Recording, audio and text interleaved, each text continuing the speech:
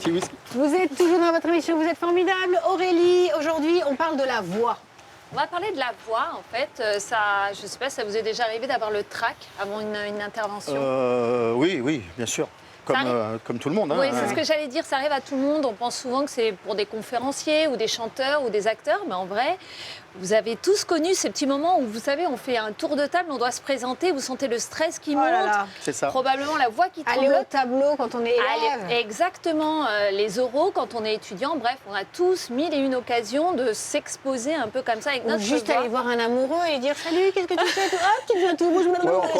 Oui, mais elle a avec un peu de chance, il est dans le même état que nous, donc ça passe un peu plus inaperçu. Là, l'idée, c'était de vous donner quelques clés pour que vous puissiez mieux gérer le fonctionnement de votre cerveau pour justement poser votre voix. En fait, si votre voix elle a tendance à trembloter, vous verrez que vos mains ont aussi tendance à trembloter.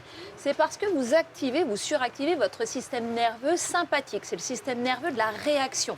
Vous êtes hyperactif et donc votre cœur s'accélère, votre voix tremblote, votre souffle se fait court et vous tremblotez.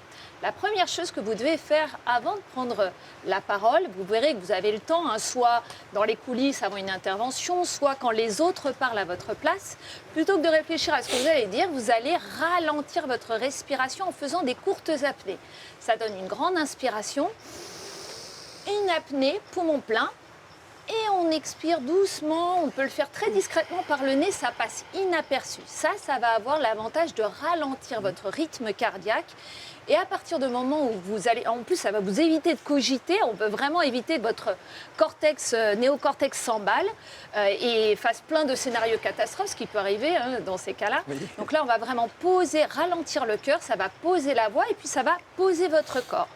La deuxième astuce qu'on utilise, c'est les ancrages. Les ancrages corporels. Donc là, vous voyez par exemple, alors je le fais derrière, vous ne pouvez pas voir, mais on pose ses deux pieds dans le sol et on s'assoit sur le bas du corps. Les chanteurs, exactement, les chanteurs font ça. C'est vraiment se sentir solide sur le bas du corps pour s'asseoir, vraiment s'inscrire dans le sol. En faisant ça, vous activez le cerveau des sensations et vous évitez de partir dans le cerveau émotionnel et le cerveau des pensées qui est celui qui peut vous faire perdre un peu le fil de votre intervention et vous faire stresser. Donc ça, c'est vraiment hyper important. Vous pouvez le faire aussi si vous êtes assis. Quand vous êtes assis, vous allez vraiment essayer de conscientiser le bas de votre corps lourd, vos pieds dans vos chaussures et votre assise lourde. Et vous verrez que tout de suite, ça va vous poser. D'ailleurs, c'est ce qu'on dit, se poser, c'est exactement ça, c'est se construire une assise du bas du corps solide en sensation. Ensuite, il y a plein de petites astuces. Il y en a une qui est importante pour moi, c'est que quand vous préparez une intervention, il y a une erreur qu'on fait souvent, c'est qu'on veut la préparer à 100%. On veut 100% de maîtrise, sauf qu'on ne maîtrise jamais rien à 100%. Donc un de mes petits conseils, c'est vraiment de se dire, je maîtrise à 80% mon sujet et je me laisse 20% d'adaptation. Je saurai m'adapter, je saurai faire face. Si j'ai un oubli, je saurai rebondir sur autre chose. Si je ne sais pas, je saurai répondre que je ne sais pas, mais laisser la place à l'inconnu parce qu'on se crée l'illusion qu'on peut tout maîtriser.